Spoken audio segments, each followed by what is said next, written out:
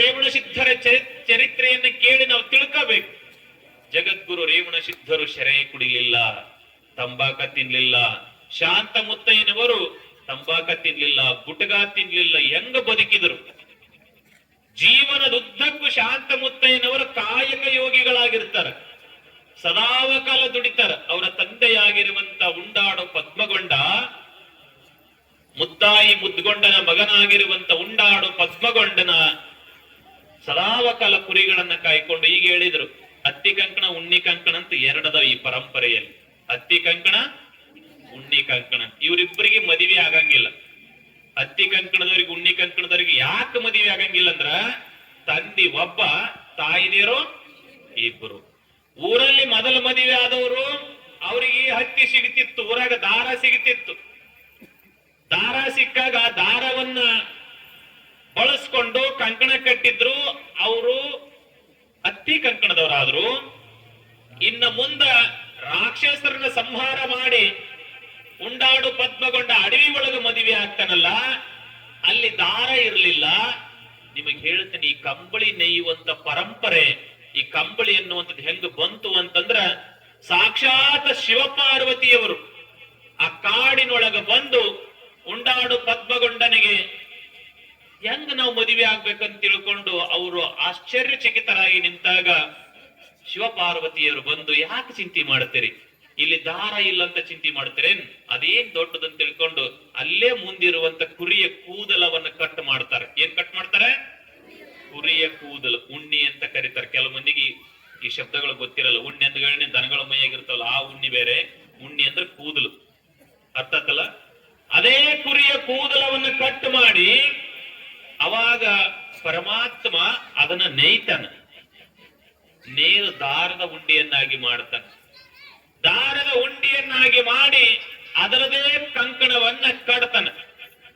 ಎಲ್ಲಾ ತಾಯಿಂದರಿಗೆ ಕಂಕಣ ಕಟ್ತಾರೆ. ಯಾಕೆ ಕಟ್ತಾರೆ ಗೊತ್ತೈತ? ಕಂಕಣ ಯಾಕೆ ಕಟ್ತಾರೆ? ಅವ್ರು ಕಟ್ಟಿದ್ರು, ನೀವು ಕಟ್ಟಿಸ್ಕೊಂಡ್ರಿ. ಯಾಕೆ ಕಟ್ಟಿದ್ರೆ ಗೊತ್ತಾಗ್ಲಿಲ್ಲ, ಹೌದಲ್ಲ? ಕಟ್ಟಿದವನಿಗೆ ಯಾಕೆ ಕಟ್ಟಿನಂತ ಅವನಿಗೆ ಗೊತ್ತಿಲ್ಲ, ಕಟ್ಟಿಸ್ಕೊಂಡವರಿಗೆ ಮೊದಲ ಗೊತ್ತಿಲ್ಲ, ಹೌದಲ್ಲ? ಕಂಕಣ ಅಂತಂದ್ರೆ ಯಾವ ಕಾರ್ಯ ಮಾಡಬೇಕಾದ್ರೆ ಕಂಕಣಬದ್ಧನಾಗಿ ನಿಲ್ಲಬೇಕು. ಹೆಂಗ ನಿಲ್ಲಬೇಕವ? ಕಂಕಣಬದ್ಧ. ಕಂಕಣ ಕಟ್ಟಿಂದ ಅದು ನಮ್ಮನ್ನ ಕೈ ಬಿಚ್ಚಿ ಹೋಗಂಗಿಲ್ಲ, ನಮ್ಮ ಜೊತೆಯಲ್ಲಿ ತಿರುಗಾಡ್ತದ, ಹೌದಲ್? ಈ ಕಾರ್ಯವನ್ನ ಕಂಕಣಬದ್ಧನಾಗಿ ಮಾಡು ಅಂತ ಹೇಳ್ತಾರೆ. ಈ ಕಾರ್ಯಗಳನ್ನು ಮಾಡ್ಬೇಕಾದ್ರೆ ಕಂಕಣಬದ್ಧನಾಗಿರ್ಬೇಕಪ್ಪ. ಅಂದ್ರೆ ಆ ಕಾರ್ಯವನ್ನ ಯಾವಾಗಲೂ ಬಿಟ್ಟಿರಬಾರ್ದವ. ಆ ಕಾರ್ಯ ಮುಗಿಯ ಪರ್ಯಂತರವಾಗಿ ಅದೇ ಕಾರ್ಯದ ಬಗ್ಗೆ ಚಿಂತನೆ ಮಾಡಬೇಕು. ಅದನ್ನ ನೋಡಿದ್ರೆ ಗೊತ್ತಾಗಬೇಕು, ಓ, ನಾನು ಕಾರ್ಯಕ್ರಮದಲ್ಲಿ ಭಾಗವಹಿಸಿದ್ದೇನೆ. ಅದಕ್ಕೆ ಕಂಕಣವನ್ನು ಕಟ್ತಾರೆ. ಕಂಕಣ ಎದರಲ್ಲಿ ಕಟ್ತಾರ? ಎಲಿ ಇರ್ತಾವ, ಹೌದಲ್ಲ? ಅದ್ರೊಳಗ ಅರಿಶಿಣ ಕೊಂಬು ಅಂತ ಇರ್ತಾವ. ಅರಿಶಿಣ ಕೊಂಬು ಸುಮ್ನೆ ಯಾವ್ದಾವ್ದೋ ಕಟ್ಟಂಗಿಲ್ಲ. ಅರಿಶಿಣ ಕೊಂಬಿನೊಳಗ ಮಕ್ಳು ಇರ್ಬೇಕು, ಹೌದಲ್ಲ? ಒಂದ ಇರಬಾರ್ದು, ಉದ್ದಕ್ಕೆ ಒಂದ ಇದ್ದವ್ರ ಉಪಯೋಗ ಇಲ್ಲ. ಅದಕ್ಕೆ ಹೇಳ್ತಾರೆ, ಬರೇ ಒಂದ ಉದ್ದುದಕ್ಕೆ ವಿಚಾರ ಮಾಡೋದಕ್ಕೆ ಯಾವ್ದು ಏನೋ ಬರಂಗಿಲ್ಲ. ಮಕ್ಳು ಇರ್ಬೇಕಂತ, ಬಂಧು ಬಾಂಧವ ಜೊತೆ ಬದುಕಬೇಕಂತ. ಅದಕ್ಕೆ ಮಕ್ಕಳಿರುವಂತ ಅರಿಶಿಣ ಬೋಟವನ್ನ ಕಟ್ತಾರಲ್ಲ, ಹಂಗ ಉಂಡಾಡೋ ಪದ್ಮಗೊಂಡನಿಗೆ ಶಿವಪಾರ್ವತಿಯವರು ಉಣ್ಣಿಯನ್ನ ತಗೊಂಡು ಅದರ ದಾರವನ್ನ ಮಾಡಿ ಕಂಕಣ ಕಟ್ಟಿ ಮದುವೆ ಮಾಡ್ತಾರಲ್ಲ, ಅವರು ಉಣ್ಣಿ ಕಂಕಣದವರಾಗ್ತಾರೆ. ತಾಯಿದೇರು ಇಬ್ರು, ತಂದೆ ಒಬ್ಬನೇ ಆಗಿರೋದ್ರಿಂದ ನಾವಿಬ್ರು ಅಣ್ತಂಬ್ರ ಆಗ್ತೇವೆ ಅಂತ ತಿಳ್ಕೊಂಡು ಈಗಿನ ಕಾಲದಾಗನು ಕೂಡ ಇಬ್ರು ಮದುವೆ ಆಗಂಗಿಲ್ಲ ಅನ್ನುವಂಥದ್ದು. ಹಾಗಾಗಿ ಶಾಂತ ಮುತ್ತಯ್ಯ ಮೊದಲು ಊರಾಗೇನು ಮದುವೆ ಆಗಿದ್ನಲ್ಲ, ಅವನು ಒಟ್ಟಿ ಒಳಗೆ ಶಾಂತ ಮುತ್ತಯ್ಯರು ಜನಿಸ್ತಾರೆ. ಶಾಂತ ಮುತ್ತಯ್ಯನವರು ಬಹಳ ದೊಡ್ಡ ಪವಾಡ ಪುರುಷರು, ಯೋಗಿ ಪುರುಷರು, ಅವತಾರಿ ಪುರುಷರು. ನಿಮಗೊಂದು ಅವ್ರದ್ದು ಕಥೆ ಹೇಳ್ತೀನಿ. ಬಸವಾದಿ ಶಿವಶರಣರ ಕಾಲಕ್ಕ ಬಸವಣ್ಣವ್ರು ಗೊತ್ತಲ್ಲ, ಬಸವಣ್ಣನವರ ಕಾಲಕ್ಕೆ ಏನಾಗುತ್ತಂದ್ರೆ, ಕಲ್ಯಾಣದೊಳಗ ಒಬ್ಬ ಕಟಗ ಇರ್ತಾನ. ಕುರಿ ಕಡಿಯುವಂತ, ದನಗಳನ್ನ ಕಡಿಯುವಂತ, ಆಕಳಗಳನ್ನ ಕಡಿಯುವಂತ ಕಟಗ. ಅವ ಏನ್ ಮಾಡ್ತಾನಂದ್ರೆ, ಪಾಪ ಅವನ ಕಾಯಕ ಅದು. ಆ ಕಡದ ಕೇಸಿ ಮಾಂಸ ಮಾರೋದೇ ಅವನ ಉದ್ಯೋಗ, ಬಿಸಿನೆಸ್ ಆಗಿತ್ತು. ಬಸವಣ್ಣನವರು ಹೀಗ ಹೊಂಟಿರ್ತಾರೆ, ಎಲ್ಲ ಶರಣರು ಸೇರ್ಕೊಂಡು ಅನುಭವ ಮಂಟಪಕ್ಕೆ ಹೊಂಟಿರ್ತಾರ. ಅವ ಒಂದು ದುಕಾನ್ ಹಾಕಿರ್ತಾನ, ಒಂದು ಅಂಗಡಿ ಹಾಕಿರ್ತಾನ, ಮಾಂಸದ ಅಂಗಡಿ. ಅವಾಗ ಬಸವಣ್ಣನವರ ದೃಷ್ಟಿ ಅಂಗಡಿ ಮೇಲೆ ಹೋಗ್ತದ. ಅವ ಏನ್ ಮಾಡಿರ್ತಾನ ಅಂದ್ರೆ, ಒಂದು ಟಗರು ಮರಿ ಖರೀದಿ ಮಾಡಿಕೊಂಡು ಬಂದು ಆ ಟಗರು ಮರಿಯನ್ನು ಇವತ್ತು ಕಡಿದು ಮಾಂಸವನ್ನ ಮಾರಿ ನನ್ನ ಜೀವನ ಬದುಕಿಸಬೇಕು ಅಂತ ತಿಳ್ಕೊಂಡು ಆ ಟಗರನ್ನ ತಗೊಂಡು ಬಂದು ಕಟ್ಟಿರ್ತಾನ. ಬಸವಣ್ಣನವರು ಆ ಟಗರನ್ನು ನೋಡ್ತಾರೆ. ಯಾರು ನೋಡ್ತಾರ? ನಾ ಹೇಳೋದ ಅರ್ಥಕ್ಕತ್ತಿಲ್ಲವ? ಬಸವಣ್ಣನವರು ನೋಡಿದಾಗ ಬಸವಣ್ಣನವರ ತತ್ವ ಬಹಳ ಆನಂದಮಯವಾಗಿರುವಂತದ್ದು. ಬಸವಣ್ಣನವರು ಒಂದು ವಚನ ಬರುತ್ತೆ, ಕಲಬೇಡ, ಕೊಲಬೇಡ, ಹುಸಿಯ ನುಡಿಯಲು ಬೇಡ, ಮುನಿಯಬೇಡ, ಅನ್ಯರಿಗೆ ಅಸಹ್ಯ ಪಡಬೇಡ, ತನ್ನ ಬಣ್ಣಿಸಬೇಡ. ನೀವೆಲ್ಲ ಇದನ್ನು ಓದಿರ್ಬೇಕು, ಹೌದಲ್? ಬಸವಣ್ಣನವರು ಹೇಳ್ತಾರೆ, ಯಾವುದನ್ನು ಕೊಲ್ಲಬಾರದು, ಮಹಾಪಾಪ ಬರ್ತದೆ. ಏನಪ್ಪ ಈ ಮನುಷ್ಯ ಟಗರು ಮರಿಯನ್ನು ಕೊಂದು ಬಿಡ್ತಾನಲ್ಲ, ಅದನ್ನ ಬಿಡಿಸಮ್ ನಡ್ರಿಯಪ್ಪ ಅಂತ ತಿಳ್ಕೊಂಡು ಅಂಗಡಿ ಮುಂದೆ ಬಂದು ನಿಂತ್ಕೋತಾರೆ.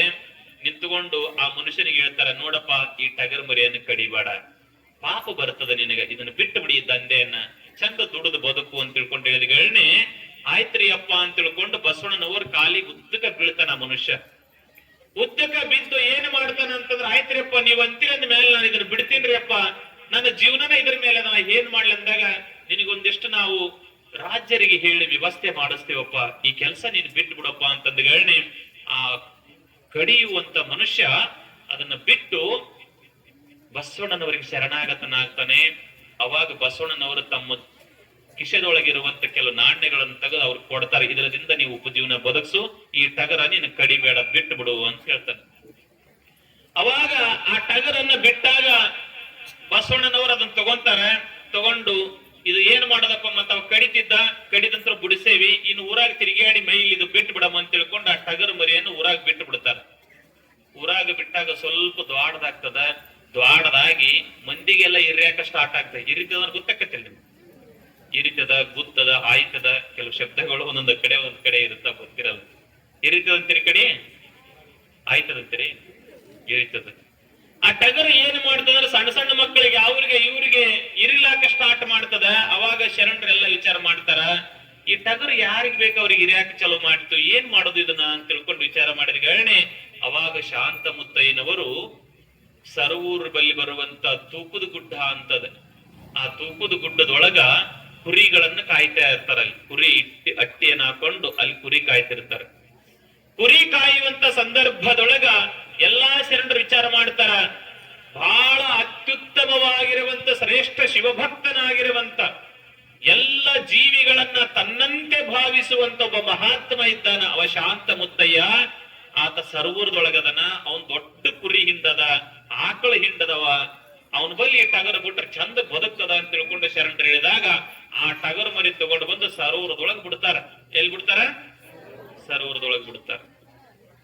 ಸರೋವರದೊಳಗ ಬಿಟ್ಟುಗಳನ್ನೇ ಆ ಟಗರು ಕೆಲವು ದಿನ ಹಿಂಡಿನೊಳಗ ಬಹಳ ಚಂದ ಬೆಳೀತದ. ಅದ್ರೊಳಗ ಆಯುಷ್ಯ ಎಷ್ಟು ದಿನ ಅದ ಅಷ್ಟು ಚಂದ ದಿನ ಬೆಳೆದು ಕೊನೆ ಕಾಲಕ್ಕೆ ಅದು ಮೃತ್ಯು ಆಗ್ತದ. ಏನಾಗ್ತದೆ? ಮೃತ್ಯು ಆಗ್ತದೆ. ಸಹಜವಾಗಿ ಅದು ಶಿವನ ಪಾದ ಸೇರ್ತದ. ಸೇರಿದ ಗಣನೆ ಅವಾಗಿನ ಕಾಲದೊಳಗ ಬಹಳ ಮಾತಿನ ಮಂದಿ, ಈಗಿನ ಗತ್ಲೆ ಅಲ್ಲ ಅವಾಗಿನ ಕಾಲ. ಅವಾಗ ಶಾಂತ ಮುತ್ತಯ್ಯರಂತಾರ, ಇದು ಮೃತ್ಯು ಒಂದದ, ಇದು ಬಸವಾದಿ ಶಿವಶರಣರು ಕಳಿಸಿದಂತ ಟಗರದ, ಇದನ್ನ ಅವರೇ ಅಂತ್ಯ ಸಂಸ್ಕಾರ ಮಾಡ್ಬೇಕಿದ, ಅವರೇ ಮಣ್ಣು ಮಾಡ್ಬೇಕಿದನ್ನ. ನಾವು ಮಣ್ಣು ಮಾಡಿದ್ರೆ ತಪ್ಪ ಆಗ್ತದ. ನಾಳೆ ಬಂದು ನಮಗೆ ನಾವು ಕೊಟ್ಟ ಟಗರ್ ಎಲ್ಲಿ ಅದಂತ ಕೇಳಿದ್ರೆ ನಾವ್ ಎಲ್ಲಿ ತೋರ್ಸಮ್, ಇದು ಅವ್ರದದ, ಹೋಗಿ ಅವ್ರಿಗೆ ಕೊಡಮ್ಮ ಅಂತ ತಿಳ್ಕೊಂಡು ಮುಗ್ಧ ಭಾವದ ಶಾಂತ ಮುತ್ತಯ್ಯನವರು ಆ ಟಗರನ್ನ ಕುದುರೆ ಮೇಲೆ ಹಾಕೊಂಡು ಕಲ್ಯಾಣಕ್ಕೆ ಹೋಗ್ತಾರ. ಎಲ್ಲಿ ಹೋಗ್ತಾರ? ಕಲ್ಯಾಣಕ್ಕೆ ಹೋಗ್ತಾರೆ. ಕಲ್ಯಾಣಕ್ಕೆ ಹೋಗಿ ಶಿವಶರಣರೆಲ್ಲ ಸಭೆ ಇರ್ತದ. ಆ ಸಭೆ ಮಧ್ಯದೊಳಗ ಆ ಟಗರನ್ನ ಹಾಕ್ತಾರೆ. ಟಗರನ್ನ ಹಾಕಿ ಬಸವಣ್ಣನವರಿಗೆ, ಶರಣರಿಯಪ್ಪ ನೀವು ಕೊಟ್ಟಿರುವಂತ ಟಗರ್ ಮರಿ ನಮ್ಮ ಹಿಂಡಿನೊಳಗೆ ಇಷ್ಟು ದಿನ ಬಹಳ ಚಂದಿತ್ತು, ಈಗ ಅದು ಶಿವನ್ ಪಾದ ಸೇರ್ಯದ, ನೀವು ತಗೋಬೇಕ್ರಿ ಅಪ್ಪ ಅಂದ್ಗಳೇ ಗಾಬರಿ ಆಗ್ತಾರ. ದಿಸ್ ಮಂದಿ ಇರ್ತಾರ ನೋಡ, ಒಂಥರ ಇರ್ತದ ಜನ, ಎಲ್ಲಾ ಕಡೆ ಇರಂಗಿಲ್ಲ, ಒಂದೊಂದು ಕಡೆ ಒಂದೊಂದ್ ತರ ಇರ್ತದ. ಬಸವಣ್ಣನವರು ಹೌದು ಆಯ್ತ್ರಪ್ಪ ಅನ್ನೋದ್ರೊಳಗ ಮಗ್ಲಿದ್ದವ್ರು ಏನಂತಾರ, ಏನು ಹುಚ್ಚ ಮನುಷ್ಯ ಅದ ನೀವ, ನಾವ್ ಇವನಿಗೆ ಎಂತ ಟಗರ್ ಕೊಟ್ಟಿದ್ದೇವೆ, ಜೀವಂತ ಇರೋ ಟಗರ್ ಕೊಟ್ಟಿದ್ದೇವೆ, ಇವ ಎಂತ ತಂದನ, ಸತ್ತಿರೋ ಟಗರ್ ತಂದ ನಮ್ಮ ಮುಂದೆ ಹಾಕ್ಯಾನಲ್ಲ, ಏನು ಹುಚ್ಚ ಮನುಷ್ಯ ಅದಾನ ಅಂತ ಹಿಂಗ ಅವರಿಗೆ ಅವಹೇಳನಕಾರಿಯಾಗಿ ಮಾತಾಡ್ತಾ ಇಲ್ಲಿ. ಮಾತಾಡಿದಾಗ ಅದು ಶಾಂತ ಮುತ್ತಯ್ಯನವ್ರ ಕಿವಿಗೆ ಬೀಳ್ತದೆ.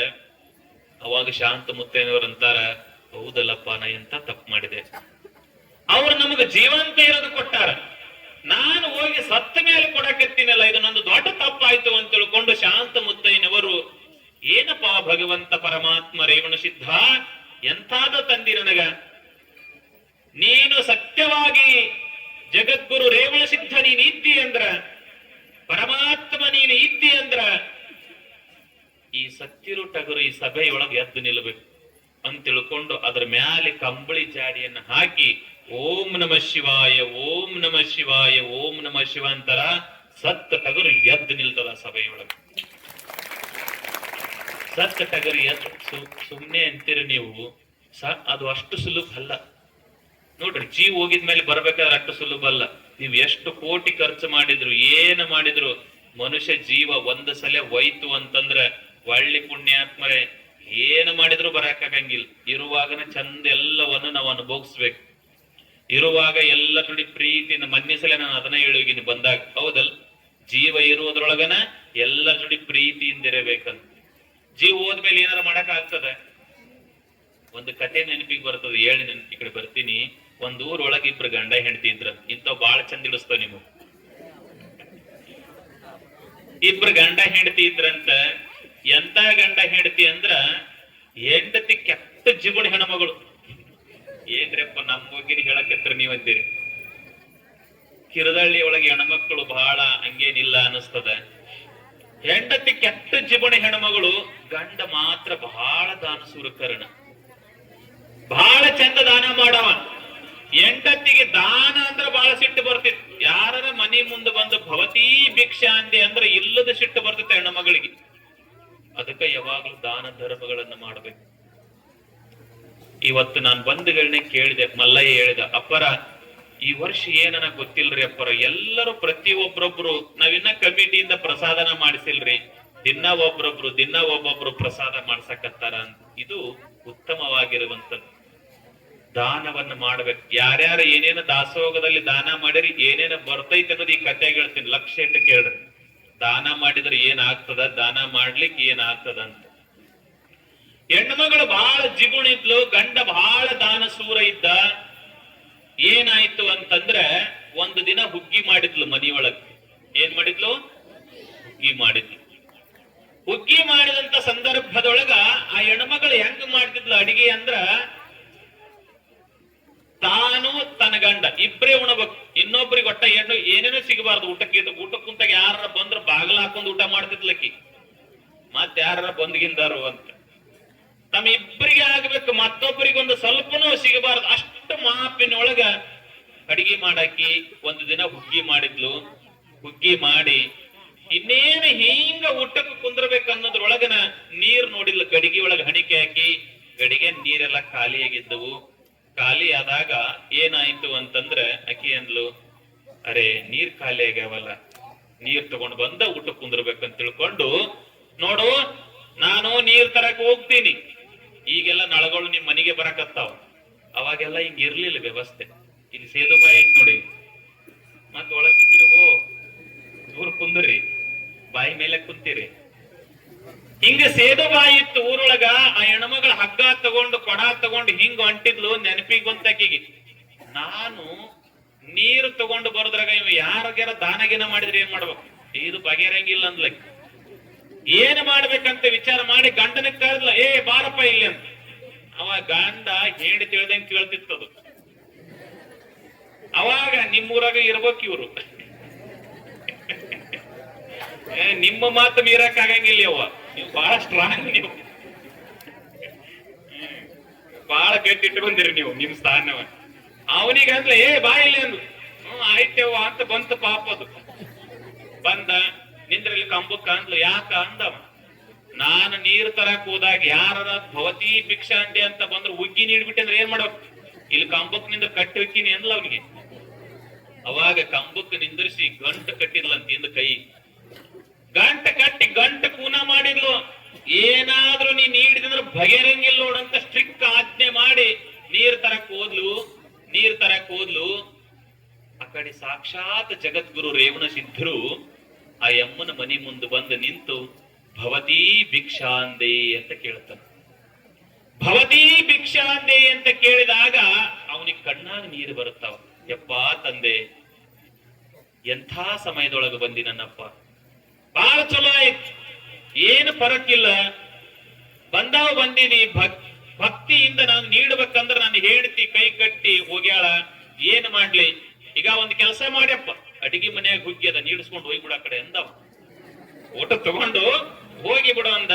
ಅವಾಗ ರೇವಣ ಸಿದ್ಧಂತಾನ, ಹಂಗೆಲ್ಲ ಆಗಲ್ಲಪ್ಪ, ನಂದೊಂದು ನೇಮ ಅದ, ನಿನ್ನ ಕೈಯಾರಿನ ನೀಡಬೇಕು, ನಿನ್ನ ಕೈಯಾರ ನೀಡಿದ್ರೆ ಮಾತ್ರ ನಾನು ತಗೊಂಡು ಹೋಗ್ತೀನಿ, ಅದು ನಾನ್ ತಗೊಂಡು ಹೋಗೋದು ಪದ್ಧತಿ ಅಲ್ಲ ಅದ ಅಂತಂದ್ಗಳನೆ.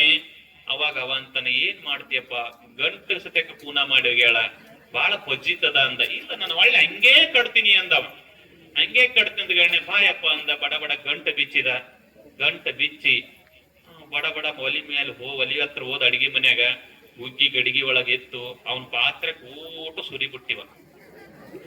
ಓಟು ಉಗ್ಗಿ ಸುರಿ ಮತ್ತ ಒಣದ ಎಲ್ಲ ಖಾಲಿಯಾಗಿರುವಂತ ಗಡಿಗೆ ಒಲಿ ಮೇಲೆ ಹೋಗಿ ಇಟ್ಟ, ಕಂಬಕ್ಕೆ ಹೋಗಿ ನಿಂತ, ಮೊದಲು ಕಟ್ಟಬಾ ನಾನು ಅಂದವ. ಇನ್ನು ಬರ್ತಾಳ, ನನಗೆ ಬಹಳ ಹಿಂಸೆ ಕೊಡ್ತಾಳ, ಮೊದಲು ಕಟ್ಟಬಾ ಅಂದ ಎಣ್ಣೆ ಊರಿಗೆ ಇಂದ ನಿಂತ. ಅವರ ರೇವಣಸಿದ್ದ ಸೇಮ್ ಆ ಎಮ್ಮ ಕಟ್ಟಿದಂಗನೆ ಕಟ್ಟಿದ. ಕಟ್ಟಿ ಕೇಸಿ ನಿಂತ. ಅವಾಗ ಇವೇನು ರೇವಣಸಿದ್ರು ನೀಡಿಸ್ಕೊಂಡಿದ್ರಲ್ಲ ಮಹಾತ್ಮ, ಆ ಮಹಾತ್ಮ ಸುಮ್ಮ ನೀಡಿಸ್ಕೊಂಡು ಹಂಗೆ ಹೋಗ್ಬೇಕು ಬೇಡ. ಅವ ಏನ ಮಾಡಿದ ಗೊತ್ತೇನ್, ಎಲ್ಲಿ ನೀಡಿಸ್ಕೊಂಡಿದ್ದ ಅಲ್ಲಿಂದ ಸೋರಿಸ್ಕೊಂತ ಹೋದ ದಾರ್ಯಾಗ, ಆ ಉಗ್ಗಿನ ಸೋರಿಸ್ಕೊಂತ ಹೋದ. ಈ ಹೆಣ್ಮಗಳು ಕೊಡ ತಗೊಂಡು ಇದ್ರಿಗೆ ಬಂದ್ಲು, ಉಗ್ಗಿ ಲೈನ್ ಕಾಣಿದ್ದೆ ದಾರ್ಯಾಗ. ಯವ್ವ ಇದು ಉಗ್ಗಿ ನಮ್ಮ ಮನೆ ಅಂತ ಅನ್ಲಕ್ಕಿ. ಉಂಡು ಬಂದ್ರ ಚಲೋ ಆಕಿತ್ತು, ಬಾಳ ಫಜೀತ್ ಬಿತ್ತು, ಊಟ ಮಾಡಿ ನೀರಿಗೆ ಬರ್ಬೇಕಾಗಿತ್ತು, ನಾನು ಬಾಳ ತಪ್ಪು ಮಾಡಿದೆ ಅಂತ ತಿಳ್ಕೊಂಡು ಆ ಲೈನ್ ನೋಡ್ಕೊಂತ ಹೋದಳು. ಸೀದಾ ಅಡಿಗೆ ಮನೆಗೆ ಹೋಯ್ತದ ಲೈನ್. ಸೀದಾ ಅಡಿಗೆ ಮನೆಗೆ ಹೋದಾಗ ನಿಮಗ್ ಹೇಳ್ತೀನಿ, ಕೊಡ ನೆಲಕ್ಕಿಟ್ಲು, ಹಗ್ಗ ನೆಲಕ್ಕಿಟ್ಲು, ಗಡಿಗೆ ಮೇಲಿದ ಮುಚ್ಚಳ ತೆಗಿತಾಳ. ತುಂಬಿದ ಗಡಿಗೆ ತುಂಬಿದಂಗಾಯ್ತು, ಇದು ತುಂಬಿದ ಗಡಿಗೆ ತುಂಬಿದಂಗಾಯ್ತು. ಉಗ್ಗಿ ಗಡಿಗೆ ತುಂಬಾ ಇತ್ತು. ಹೆಣ್ಮಗಳು ವಿಚಾರ ಮಾಡ್ಲಿಲ್ಲ, ಗಂಡನ ಕೈ ಬಿಚ್ಚಿದ್ಲು, ಬಾ ಊಟ ಕುಂದ್ರ ಬಾ ಅಂದ್ಲು. ಬಡ ಬಡ ಊಟ ಮಾಡಿದ್ರು, ಎಲ್ಲ ಆಯ್ತು. ಕೆಲವು ದಿನ ಗತಿಸಿದ ಮೇಲೆ ಇಬ್ಬರಿಗೂ ನಾವೆಲ್ಲರೂ ಒಂದಿನ ಮ್ಯಾಕ್ ಹೋಗ್ಬೇಕಲ್ಲ, ಯಾರು ಇಲ್ಲಿ ಇರಾಕ ಬಂದಿಲ್ಲ, ಹೌದಲ್? ಎಲ್ಲರೂ ಒಂದಿನ ನಾವು ಹೇಳೋರು ಹೋಗ್ಬೇಕು, ನೀವು ಕೇಳೋರು ಹೋಗ್ಬೇಕು, ಇಲ್ಲಿ ಯಾರು ಇರೋರಲ್ಲ, ಹೌದಲ್? ಒಂದು ದಿನ ಇಬ್ರು ಶಿವನ ಪಾದ ಸೇರಿದ್ರು. ಇಬ್ರು ದೇಹವನ್ನು ಬಿಟ್ರು, ಲಿಂಗೈಕ್ಯರಾದ್ರು. ಲಿಂಗೈಕ್ಯರಾದ ಮೇಲೆ ಅಲ್ಲೊಂದು ನೇಮ ಅದ, ಒಂದು ವಚನ ಅದ, ನಿಮ್ಗೆ ಗೊತ್ತಿರ್ತದ. ಬಹಳ ಮಂದಿ ಹುಡುಗರೆಲ್ಲ ಅಂತಾರ, ಕೊಟ್ಟದ್ದು ತನಗೆ, ಕೊಟ್ಟದ್ದು ಕೆಟ್ಟಿತೆನ್ನ ಬೇಡ. ಎಲ್ಲಿ ಕಟ್ಟಿರೋದು? ಮುಂದೆ, ಹೌದಲ್? ಕೊಟ್ಟದ್ದು ತನಗೆ, ಬಚ್ಚಿಟ್ಟದ್ದು ಪರರಿಗೆ, ಕೊಟ್ಟದ್ದು ಕೆಟ್ಟಿತೆನ್ನ ಬೇಡ. ಮುಂದೆ ಕಟ್ಟಿವುದು ಬುದ್ಧಿ ಸರ್ವಜ್ಞಲ್ಲಿ, ಮುಂದೆ ಬರ್ತದ ನಿಮಗೆ. ಇಲ್ಲಿ ಯಾರ್ಯಾರು ಇವಾಗ ದಾನ ಧರ್ಮ ಪ್ರಸಾದ ಏನು ಮಾಡ್ಸಕತ್ತಿರಲ್ಲ ಈ ಊರನ್ನ ಭಕ್ತರು, ಇದೆಲ್ಲ ಎಲ್ಲಿ ಬರ್ತಂದ್ರೆ ಮ್ಯಾಲಿ ಬರ್ತದ ಪುಣ್ಯಾತ್ಮರೇ. ಅವಾಗ ಏನಾಯ್ತು ಅಂತಂದ್ರ ಇಬ್ರು ದೇಹ ಬಿಟ್ರು. ಗರುಡ ಪುರಾಣದಾಗ ಬರ್ತದ, ದಾನ ಧರ್ಮ ಪರೋಪಕಾರ ಪುಣ್ಯಾದಿಗಳನ್ನ ಮಾಡಿದ್ರೆ ಏನೇನ್ ಆಗ್ತದ ಏನೇನಿಲ್ಲ ಅಂತ ಗರುಡ ಪುರಾಣದಲ್ಲಿ ಬರ್ತದ. ಇಬ್ರು ದೇಹ ಬಿಟ್ಟಾಗ ಅಲ್ಲಿ ಊಟ ಕುಂತಾರ ಮ್ಯಾಲಿ. ಯಾರ್ಯಾರ ಭೂಮಿ ಮ್ಯಾಲೆ ಏನೇನು ದಾನ ಮಾಡ್ಯಾರ ಎಲ್ಲರ ಮುಂದ ತಾಟ್ ಇಟ್ರು. ಏನೇನು ನೀಡಿದ್ರಿ ಎಲ್ಲರಿಗೆ ನೀಡ್ಕೊಂತ ಹೋದ್ರು. ಈ ಹೆಣ್ಮಗಳು ಏನು ನೀಡಿದ್ದಿಲ್ಲ ಇದು ಭೂಮಿ ಮ್ಯಾಗ. ಇದ್ರ ಮುಂದೆ ಬರೇ ಒಣ ತಾಟಿಟ್ರು. ಆ ಮಗ್ಗಲ ಗಂಡಿದ್ದ, ಆ ಗಂಡನಿಗೆ ಹುಗ್ಗಿ ನೀಡಿದ್ನಲ್ಲ ಆ ಮಹಾತ್ಮ, ಅವನ ತಟ್ಟಿ ಒಳಗ ಹುಗ್ಗಿ ಹಾಕಿದ್ರು. ಮುಂದೆ ಹೋಗ್ಬಿಟ್ರ ಅವ್ರು. ಇಕ್ಕಿ ಅಂದ್ಲು, ಇದೇ ಹಿಂಗೆ ಯಾಕೆ ಮಾಡಕತ್ತಾರ ಇವ್ರು ಅಂದ್ಲ ಅಲ್ಲಿ ಮ್ಯಾಗ.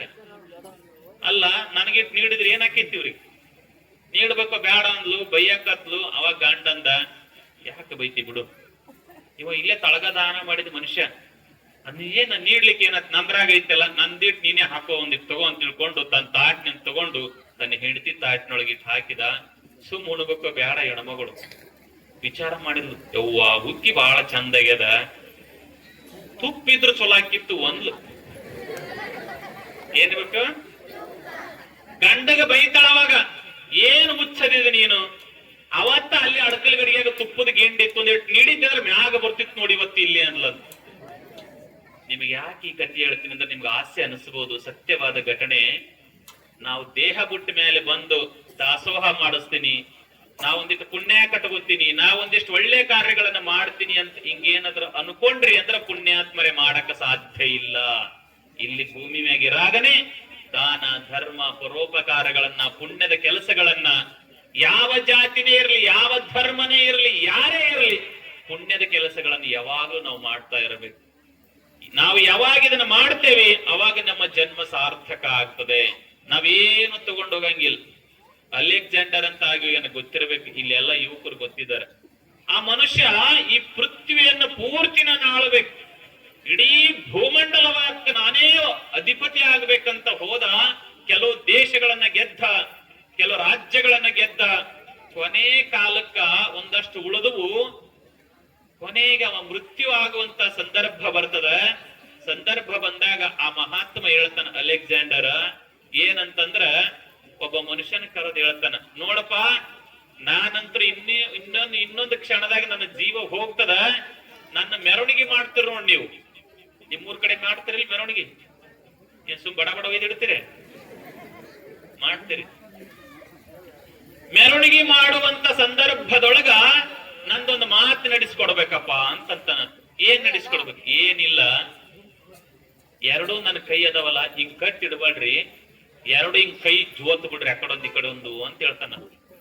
ಅವಾಗ ಅವ್ರಂತಾರ, ಯಾಕ್ರಿ ಹಿಂಗ್ಯಾಕ್ ಕೇಳಕತ್ತೀರಿ ರಾಜರೇ, ಯಾಕೆ ಹಿಂಗ್ ಹೇಳ್ತೀರಿ ಅಂತಂದಾಗ ಅವಂತನ, ನಾನು ಯಾವ್ಯಾವ ಸಾಮ್ರಾಜ್ಯಗಳನ್ನ ಗೆದ್ದೆ, ಯಾವ್ಯಾವ ದೇಶಗಳನ್ನ ಗೆದ್ದೆ, ಲಾಸ್ಟ್ ಒಂಟ ಸಮಯದೊಳಗ ನಾ ಏನು ಏನಿಲ್ಲ, ಬರೇ ಕೈಲೆ ಹೊಂಟಿನಂತ ನಾನು ನೋಡಿ ಜನರು ತಿಳ್ಕೊಳ್ಳಿ ಅಂತ ತಿಳ್ಕೊಂಡು ನನ್ನ ಎರಡು ಕೈ ಹೊರಗಾಕ್ರಿ ಅಂತ ಹೇಳ್ತಾನ. ಹಾಗಾಗಿ ಪುಣ್ಯಾತ್ಮರೇ, ಜಗತ್ತಿನೊಳಗ ನಾವ್ ಯಾವುದು ಒಯ್ಯಂಗಿಲ್ಲ. ನೀ ದೊಡ್ಡ ಆಫೀಸರ್ ಆಗು, ನೀ ದೊಡ್ಡ ಜಾಬ್ ಮಾಡು, ನೀ ಏನೇ ಮಾಡು, ಕೊನೆ ಕಾಲಕ್ಕೆ ನಮ್ಮಿಂದ ಏನು ತಗೊಂಡೋಗಕ್ಕಾಗಲ್ಲ. ಇರುವ ತನಕ ನಾವು ಒಳ್ಳೆದ್ದನ್ನ ಮಾಡಬೇಕು. ಇರುವ ತನಕ ಭಗವಂತನ ಸೇವೆಗಳನ್ನ, ಭಗವಂತನ ನಾಮಸ್ಮರಣೆಯನ್ನ, ಯಾರ ದಿನನಿತ್ಯ ಶಿವನಾಮವನ್ನ ನುಡಿತೀರಿ ಅವ್ರ ಮನೆಯೊಳಗೆ ಯಾವ ಕಾಡಾಟಗಳು ಬರಂಗಿಲ್ಲ. ನಿಮಗೆ ಹೇಳ್ತೀನಿ, ನಾನು ಮೊನ್ನೆ ದಿನ ಸೇವೆ ಬಗ್ಗೆ ಹೇಳೋಗಿದ್ದು. ನಾನು ಬಂದ್ಗಳನೆ ಅಂದ್ರೆ ಯಪ್ಪ ಬಹಳ ಚಂದ ಸೇವೆ ಮಾಡ. ನಾನು ಹುಡುಗರು ನೋಡಿದೆ, ಬಹಳ ಚಂದ ಯುವಕರು ಇದಿರಿ ಇಲ್ಲಿ. ನಿಮ್ಗೆ ಸತ್ಯವಾದ ಘಟನೆ ಹೇಳ್ತೀನಿ. ಹುಡುಗರಿಗೆ ನಮ್ಮ ಶ್ರೀಮಠದೊಳಗ ನಾವು ಗುಂಡಲಗಿರಿ ಕ್ರಾಸ್ ಹತ್ರ ಒಂದ್ 2.5 ಎಕರೆ ಜಮೀನ್ ತಗೊಂಡು ಅಲ್ಲೊಂದು ಮಂಗಲ್ ಭವನ ಕಟ್ಲಕತ್ತೇವ್ ಮಠದ ವತಿಯಿಂದ.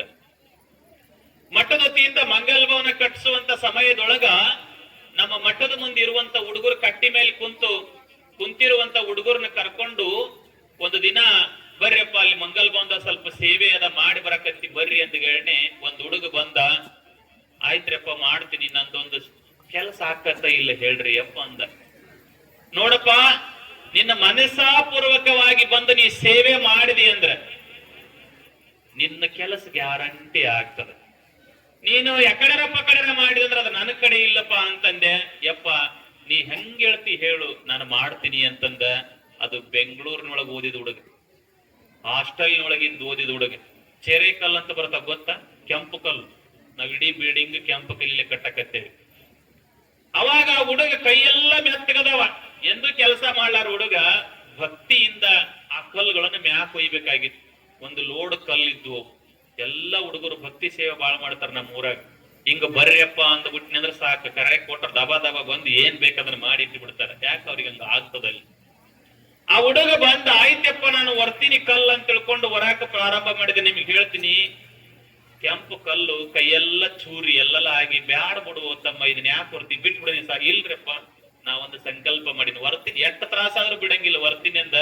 ಏನು ಸಂಕಲ್ಪ ಮಾಡಿ ಅಂತಂದೆ, ನನಗೆ ಪೊಲೀಸ್ ಜಾಬ್ ಆಗ್ಬೇಕು ಅಂದ. ಏನ ಪೊಲೀಸ್ ಆಗ್ಬೇಕಂತ ಮಾಡಿದ್ವಿ. ಆಯ್ತು ಅಂದ್ರೆ ಮಾತ್ರ ದೇವ್ರ ಅದಾನ ಅಂತ ನಂಬ್ತೀನಿ, ಇನ್ನೊಮ್ಮೆ ಇಲ್ಲಿ ಸೇವೆ ಮಾಡ್ತೀನಿ, ಇಲ್ಲಾಂದ್ರೆ ನಾನು ಮಾಡಂಗಿಲ್ಲಪ್ಪ ಅಂತ ಹೇಳ್ತೀನಿ. ನಿಮ್ಮ ಮುಂದ ಓಸು ಕಲ್ಲು ಏರ್ಸಿ ಮನೆಗೆ ಬಂದು 1-2 ದಿನದಾಗ ಅವನಿಗೆ ನೌಕರಿ ಆಯ್ತು. ಪುಣ್ಯ ಅಂತಾರೆ. ನಿಮ್ಗೆ ಯಾಕೆ ಇದನ್ನ ಹೇಳ್ತೀನಿ ಅಂತಂದ್ರೆ, ಮನಸಾಪೂರ್ವಕವಾಗಿ ಎಲ್ಲಿ ಸೇವೆಯನ್ನ ಮಾಡ್ತೀರಿ. ಮತ್ತೆ ಕೆಲವು ದಿನ ಆದ್ಮೇಲೆ ಯಪ್ಪ ನನ್ ಲಿಸ್ಟಿಗೆ ಬಂದದ, ಇನ್ನೊಮ್ಮೆ ಕಲ್ಲಿದ್ರೆ ಕರೀರಿ, ನಾ ಈ ವರ್ಷಕ್ಕೆ ಬರ್ತೀನಿ ಎಂದವ. ನಿಮ್ಗೆ ಯಾಕೆ ಹೇಳ್ತೀನಿ, ಯುವಕರು ಬಹಳ ಹುಡುಗರು ಸೇರಿದಿಲ್ಲಿ. ಈ ದೇವಸ್ಥಾನದೊಳಗೆ ಕುಂತ್ಕೊಂಡು ಅಭ್ಯಾಸ ಮಾಡ್ರಿ. ದೇವಸ್ಥಾನ ಇರುವುದು ಅದಕ್ಕೆ ಸುಮ್ಮನೆ ಬಂದು ಇಲ್ಲಿ ಇಸ್ಪೇಟ್ ಆಡೋದು, ಗುಡ್ಗ ತಿನ್ನೋದು, ಇಲ್ಲಿ ಕುಂತ್ಕೊಂಡು ಒಣ ಮಾತು ಹೇಳೋದು, ಅವ್ರ ಮಾತು ಇವ್ರ ಮಾತು ಇಂಥವೆಲ್ಲ ಇಲ್ಲಿ ಮಾತಾಡಬಾರದು. ದೇವಸ್ಥಾನದೊಳಗೆ ಬಂದು ಕುಂತ್ಕೊಂಡು ನೀವು ಅಭ್ಯಾಸ ಮಾಡ್ರಿ, ನಿಮ್ಮ ಬದುಕು ಸುಂದರ ಆಗುತ್ತದೆ. ಬುಕ್ಕ ಹಿಡ್ಕೊಂಡು ಇಲ್ಲಿ ಕುಂತ್ಕೊಂಡು ಅಭ್ಯಾಸ ಮಾಡ್ರಿ.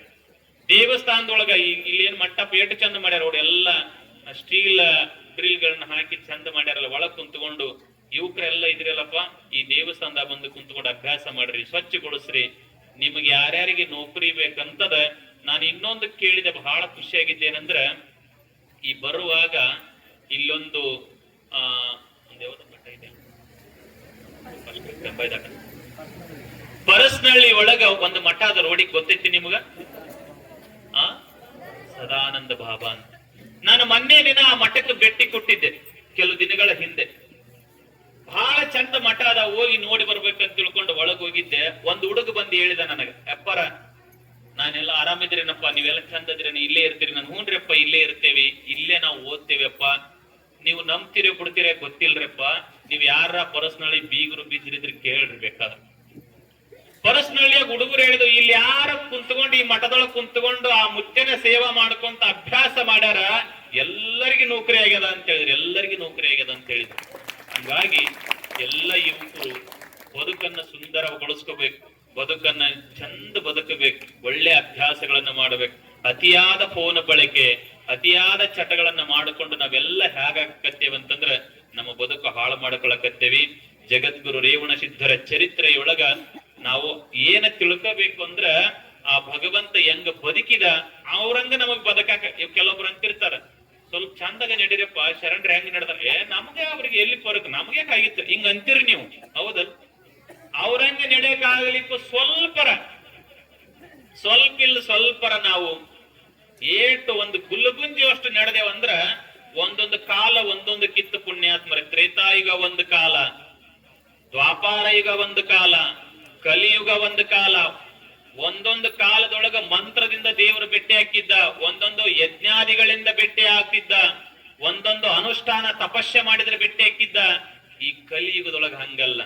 ಯಾರ ನಾಮಸ್ಮರಣೆಯನ್ನು ಮಾಡ್ತಾರೆ ಅವರಿಗೆ ದೇವರು ಯಾವುದೋ ಒಂದು ರೂಪದೊಳಗೆ ಬಂದು ಭೇಟಿ ಆಗ್ತಾನೆ. ನಿಮ್ಗೆ ಯಾವ ರೂಪದಲ್ಲಿ ಬರ್ತಾನೆ ಗೊತ್ತಾಗಲ್ಲ. ನೀವ್ ಅಂತೀರಿ, ಏನಾದ್ರೂ ಬಹಳ ತ್ರಾಸಾಗಿತ್ತು ಅಂದ್ರೆ ಜೀವನದೊಳಗೆ ಏನೋ ಒಂದು ಕೆಲಸ ಮಾಡಕ್ ಹೋಗಿರ್ತೀರಿ, ಬಹಳ ಜೀವನವನ್ನೇ ಹೋಗುವಂತ ಒಂದು ಸಂದರ್ಭದೊಳಗ ಸಡನ್ಲಿ ಒಬ್ಬ ಮನುಷ್ಯ ಬಂದು ನಿಮ್ಮನ್ನ ಕಾಪಾಡಿದ ಗಂಡ ನೀವ್ ಅಂತೀರಿ, ಏನಪ್ಪಾ ದೇವ್ರು ಬಂದಂಗ ಬಂದ್ರಿ ಅಂತೀರಿ. ಇಲ್ಲಿ ಏನಂತೀರಿ? ದೇವ್ರು ಬಂದಂಗ ಬಂದ್ರಿ. ಅವ ದೇವ್ರೇ, ಮತ್ತೆ ಯಾರು ಅಲ್ಲ. ದೇವ್ರಂದಗಳನೆ ಒಂಥರ ಏನ್ ಫೋಟೋದ ಕಲ್ಪನೆ ಅದಾವಲ್ಲ, ಹಂಗ ದೇವ್ರು ಬರ್ತಾನಂತಲ್ಲ. ನದೇವ ದಂಡಮಾದಾಯ ರಕ್ಷಂತಿ ಪಶುಪಾಲಯ. ದೇವ್ರು ಕೃಷ್ಣ ಪರಮಾತ್ಮ ಹೆಂಗ ಬಂದ ಕೇಶಿ ಗೋಕುಲವನ್ನೇ ಒಂದು ಕಿರುಬೆಳಿನೊಳಗೆ ಎತ್ತಿಡಿದು ಎಲ್ಲ ಗೋಗಳನ್ನ ರಕ್ಷಣೆ ಮಾಡಿ ಹಂಗ ಬರ್ತಾನ ತಿಳ್ಕೋಬೇಡ್ರಿ. ಯಾವ ರೂಪದೊಳಗೆ ಬಂದು ನಮ್ಮ ರಕ್ಷಣೆ ಮಾಡ್ತಾನೆ ಗೊತ್ತಿಲ್ಲ ಪರಮಾತ್ಮ. ಯಾವ ರೂಪದೊಳಗೆ ಬಂದ ಕೇಸಿ ನಮ್ಮನ್ನ ರಕ್ಷಣೆ ಮಾಡ್ತಾನೆ ಗೊತ್ತಿಲ್ಲ. ಹಾಗಾಗಿ ದೇವರು ಇಲ್ಲ. ಬಾಳ ಮಂದಿ ಅಂತಾರ. ಮೊನ್ನೊಬ್ಬ ನನಗೊಬ್ಬ ಬಾಳ ವಿಚಿತ್ರ ಭಕ್ತ ಗಂಟು ಬಿದ್ದಿದ್ದ. ಅಪ್ಪರ ದೇವ್ರು ನೋಡ್ರಿ ನೀವ್ ಅಂದ ನನಗ, ದೇವ್ರ ಅದಾನೇನ್ರಿ ಅಪ್ಪ ಅಂತ ಹಿಂಗೆಲ್ಲ ಅಂತಿರ್ತಾರ ಮಂದಿ, ಹೌದಲ್ಲ? ದೇವ್ರ ಅದಾನೇನ್, ಎಲ್ಲದನ್ ದೇವ್ರು? ನನಗ ಬಂದ ಮಠದಾಗ ಕುಂತಿದ್ದೆ, ಅಪ್ಪರ ದೇವ್ರ ಅದಾನನ್ರಿ ಭೂಮಿ ಮ್ಯಾಗಂದ. ನಾನಂದೆ, ದೇವ್ರ ಅದಾನಪ್ಪ. ದೇವ್ರಿದ್ರೆ ಎಲ್ಲ ಜಗತ್ತಿನೊಳಗ ಕಾರ್ಯ ನಡೆದದ, ದೇವ್ರಿಲ್ಲದೆ ಏನಿಲ್ಲ ಅಂದೆ. ಅಂದಗಳನೆ ಅವ ಅಂದ, ಸುಳ್ಳು ಹೇಳಕತ್ತೀರಿ ನೀವು ಅಂದನ. ಏನಂದ? ಸುಳ್ಳು ಹೇಳಕತ್ತೀರಿ. ಇಲ್ಲಪ್ಪ, ಕರೆನೆ ದೇವ್ರ ಅದಾನಂತಾನೆ ನಾವು ಬದುಕಾಕತ್ತೀವಿ. ದೇವ್ರ ಮೇಲೆ ಅಪಾರವಾದ ನಂಬಿಕೆಯನ್ನು ಇಟ್ಟುಕೊಂಡು ನನ್ನ ಜೀವನದಲ್ಲಿ ನಾನು ಬದುಕಲಾಕತ್ತೀನಿ. ದೇವ್ರಿಲ್ದೆ ಇಲ್ಲಪ್ಪ, ದೇವ್ರ ಅದಾನಂದೆ. ಅದಾನಂತರ ತೋರಿಸ್ರು ನೋಡಮ್ಮ ಅಂದವ. ಏನಂದ? ತೋರಿಸ್ರು ನೋಡೋಣ. ದೇವ್ರನ್ನ ತೋರಿಸ್ರಿ ಅಂತ ಹೇಳಿ ನಾನಂದೆ. ಅವ ಹಿಂಗ್ ಕಾಣಂಗಿಲ್ಲಪ್ಪ. ದೇವ್ರು ಕಾಣಬೇಕಾದ್ರ ಇನ್ನೊಂದು ಕಣ್ಣದ, ಅದಕ್ಕೆ ಜ್ಞಾನದ ಕಣ್ಣಂತಾರ, ಅದಕ್ಕೆ ಕಾಣುತ್ತೆ. ಎಲ್ಲ ಸುಳ್ಳ್ರಿ ಅಂದವ. ಎಲ್ಲ ಸುಳ್ಳಂದ ಹೇಳನೆ ಎಷ್ಟು ನಾನಾ ತರದಿಂದ ಹೇಳಿದೆ ನಾನು. ಎಲ್ಲ ಶಾಸ್ತ್ರಗಳ ಉಪಮಾನ ಕೊಟ್ಟು ಹೇಳಿದೆ. ಈಶಾವಾಸ್ಯಮಿದಂ ಸರ್ವಂ ಯಕ್ಕಿಂಚ ಜಗತ್ತಾಂ ಜಗತ್ ತೇನ ತೆಕ್ತೇನ ಭುಂಜಿತ ಮಾತೃದ ಕಶ್ವಸಿದ್ಧನಂ. ಎಲ್ಲಾ ಕಡೆ ದೇವರದನ. ಬಸವಾದಿ ಶರಣರು ಹೇಳ್ತಾರ, ಎತ್ತೆತ್ತ ನೋಡಿದೊಡತ್ತತ್ತ ನೀನೇ ದೇವ, ಸಕಲ ವಿಸ್ತಾರ ರೂಪಹು ನೀನೇ ದೇವ, ಎಲ್ಲಿ ನೋಡ್ತೀಯಲ್ಲ ನೀನೇ ಅಂತ ವಚನ ಸಾಹಿತ್ಯ ಹೇಳ್ತದ, ಶಾಸ್ತ್ರ ಪುರಾಣಗಳು ಹೇಳ್ತಾವ. ದೇವ್ರಿಲ್ಲದೆ ಜಗತ್ತು ನಡೆದಿಲ್ಲಪ್ಪ, ದೇವ್ರದನಂತಂದ್ಗಳನೆ. ಇಲ್ರಪ್ಪ ಎಲ್ಲ ಸುಳ್ಳು ಅಂದ. ಅವಾಗ ನಾನು ಅವನಿಗೆ ಕೇಳಿದ ಒಂದು ಮಾತು, ನೋಡಪ್ಪ ಕರೆ ಅದ, ನೀ ಅನ್ನೋದು ಕರೆ ಸುಳ್ಳು ಅಂತೀಯಲ್ಲ. ಅವನಿಗೆ ನಾನು ಕೇಳಿದೆ, ಜಗತ್ತಿನೊಳಗ ಗಾಳಿ ಐತಿ ಇಲ್ಲ ಅಂತ. ಗಾಳಿ ಐತೆ ಇಲ್ಲ? ಗಾಳಿ ಐತಲ್ಲ, ತೋರಿಸ್ರು ನೋಡಮ್ಮದ ಹೆಂಗದ? ಗಾಳಿ ನೋಡಕ್ ಬರ್ತದ? ಗಾಳಿ ಐತಿ, ಕಣ್ಣಿಗೆ ಕಾಣಂಗಿಲ್ಲ. ಹೌದಲ್? ಗಾಳಿ ಇರ್ಲಿಲ್ಲ ಅಂದ್ರೆ ನಾವ್ ಯಾರು ಇಲ್ಲಿ ಇರಂಗಿಲ್ಲ. ಹೌದಲ್? ಯಾವ ದೇವರು ದೇವರಲ್ಲ, ವಾಯುದೇವರು ದೇವರಮ್ಮ ಅಂತ ಒಂದು ಕಡೆ ಬರ್ಕೊಂಡು ಬರ್ತಾರೆ. ಹೌದಲ್? ಗಾಳಿ ಎದಕ್ಕೆ ಗೊತ್ತಕ್ಕದ? ಚರ್ಮಕ್ಕೆ ಬಡದಾಗ ಈ ಚರ್ಮಕ್ಕೆ ಬಂದ ಗಾಳಿ, ಬೆಚ್ಚನ ಗಾಳಿ, ತಣ್ಣನ ಗಾಳಿ ಎದಕ್ಕೆ ಗೊತ್ತಕ್ಕದಂದ್ರೆ ಚರ್ಮಕ್ಕೆ ಗೊತ್ತಕ್ಕದ. ಈ ಕಣ್ಣಿಲಿಂದ ಈ ಗಾಳಿ ನೋಡಕ್ ಬರಂಗಿಲ್ಲ. ಹೌದಲ್?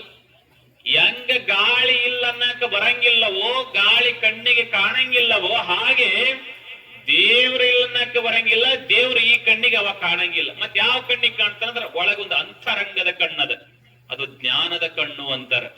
ಅದು ಅತಿಯಾದ ಭಗವಂತನ ಮೇಲೆ ಭಕ್ತಿಯನ್ನು ಇಟ್ಟುಕೊಂಡು ಯಾರು ನಾಮಸ್ಮರಣೆಯನ್ನು ಮಾಡ್ತಾರ ಅವರಿಗೆ ಮಾತ್ರ ಭಗವಂತ ಕಾಣ್ತಾನೆ. ಯಾರು ಭಕ್ತಿ ಇಲ್ಲದೆ ನೀವು ಸುಮ್ಮ ಡಾಂಬಿಕವಾಗಿ ಮಾಡಿದ್ರಿ ಅಂದ್ರೆ ಕುಲ್ಲ ಮಾನವರೆಲ್ಲ ಗಿಲ್ಲ ಮಾಡೋದು ಕಂಡು ಕಲ್ಲಿನಕ್ಕಿಂತ ಕಲ್ಲಾಗ್ಯನ. ಎಲ್ಲಿಯನ ಪರಮಾತ್ಮ ಎಲ್ಲಿಯನ? ಬಲ್ಲಂತ ಮಹಾತ್ಮರ ಬಲ್ಲಿಯನ. ಶರಣ ಜನರ ಸದು ಹೃದಯ ನಳಿನದುಳು ಪರಿಶೋಭಿಸುತ್ತಿಹುದು ನಿನ್ನ ಪಾದ ಅಂತ. ಎಲ್ಲದನ ಭಗವಂತ ಅಂತಂದ್ರ ಶರಣರ ಹೃದಯದೊಳಗ ಭಗವಂತದನ. ನೀವು ನೋಡಿರ್ಬೇಕು, ಶ್ರೀಶೈಲದೊಳಗ ಹೇಮರೆಡ್ಡಿ ಮಲ್ಲಮ್ಮ ಅಂತ ಆಗ್ಯಾಳ. ಆ ತಾಯಿ ಹತ್ತಿ ನೆಗಣೆದೇವ್ರ ಅಂತೀರ, ನೆಗಣೆಂತೀರಲ್ಲ ಏನಂತೀರ? ನೆಗಣೆ ದೇವ್ರು ಎಷ್ಟು ಕಾಳ್ತಾರ ಆ ತಾಯಿಗೆ ಅಂದ್ರೆ ದೇವ್ರೇ ಬಲ್ಲ. ಈ ರಾತ್ರಿ ಒಳಗ ಇಷ್ಟೋ ಚೀಲ ನೀನು ಬೀಸಬೇಕು, ಇರ್ಲಿಲ್ಲ ಅಂದ್ರೆ ನಡೆಯಂಗಿಲ್ಲ ಅಂತ ತಿಳ್ಕೊಂಡು ಹೇಮರೆಡ್ಡಿ ಮಲ್ಲಮ್ಮಗ ಒಂದು ಕೋಲಿ ಒಳಗ ಹಾಕಿ ಬೆಳಕರಿದ್ರಾಗ ಒಂದು ಚೀಲ ಜೋಳ ನೀನು ಬೀಸಬೇಕು ಅಂತ ತಿಳ್ಕೊಂಡು ಒಳಗ ಹಾಕಿ ಹೋಗ್ತಾರ. ಸಾಕ್ಷಾತ್ ಮಲ್ಲಯ್ಯ ಭಗವಂತ ಬಂದು ರಾತ್ರಿ ಇಡಿಯಲ್ಲ ಬೀಸಿ ಬೀಸಿ ಸುಸ್ತಾಗಿ ಕೈಯೆಲ್ಲ ಗುಳ್ಳಿ ಎದ್ದು ಹೆಣ್ಮಗಳು ಮೂರ್ಛೆ ಹೋಗಿ ಮಲಗಿರ್ತಾಳ. ಎಲ್ಲವನ್ನು ಮಲ್ಲಯ್ಯ ಬೀಸಿ ಬಿಟ್ಟಿರ್ತಾನ, ಎಲ್ಲವನ್ನು ಮಲ್ಲಯ್ಯ ಬೀಸಿರ್ತಾನ. ಬೀಸನಿಲ್ ನೋಡ್ರಿ ಫಿಲ್ಮ್ನೊಳಗ. ಆಗ ದೇವರ ಮೇಲೆ ಶ್ರದ್ಧೆ ಇಟ್ಟುಕೊಂಡು ನೀವು ಭಕ್ತಿಯಿಂದ ದುಡಿದ್ರಿ ಅಂದ್ರ ಹೇಮರೆಡ್ಡಿ ಮಲ್ಲಮ್ಮಗ ಬಂದು ದೇವ್ರ ಜೋಳ ಬೀಸ್ಯಾರ ಅಂದ್ರೆ ನಮ್ಮ ಬದುಕಿನೊಳಗೆ ಎಂತ ಕಷ್ಟ ಬಂದ್ರು ಅವ ರೆಡಿ ಅದನ್ನ ಬಂದು ಕೆಲಸ ಮಾಡೋದಕ್ಕೆ. ನಾವ್ ಹಂಗ ನೆನಿಬೇಕು, ಹೇಮರೆಡ್ಡಿ ಮಲ್ಲಮ್ಮನ ಹಂಗ ನೆನಿಬೇಕು.